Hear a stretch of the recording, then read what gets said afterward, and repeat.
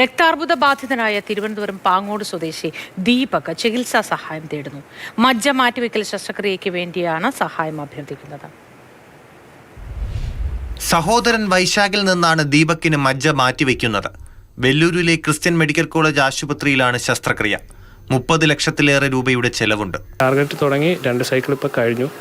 ഇപ്പോൾ രോഗം കുറച്ചൊക്കെ കുറവുണ്ട്. പക്ഷേ ഇനി ഈ സമയത്ത് ട്രാൻസ്പ്ലാന്റ് ചെയ്യണം. നമ്മൾ ഏത് കീമോ തരത്തിൽ കൊടുത്താലും അത് പെട്ടെന്ന് അതിനോട് അഡാപ്റ്റ് ചെയ്ത് തിരിച്ച് വരുന്നൊരു പ്രതീകമാണ് ഇപ്പോഴത്തെ ഈ ഈവൻ്റെ ക്യാൻസർ.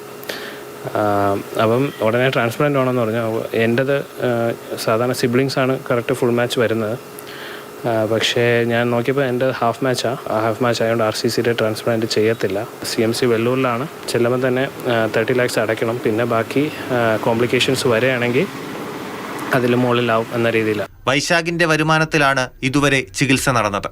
ദൈനംദിനമുള്ള മരുന്നുകൾക്കും ചികിത്സാ ചെലവിനും പണമില്ലാതെ ബുദ്ധിമുട്ടുന്ന കുടുംബം സുമനസ്സുകളുടെ സഹായം തേടുകയാണ്. മാതൃഭൂമി ന്യൂസ്, തിരുവനന്തപുരം.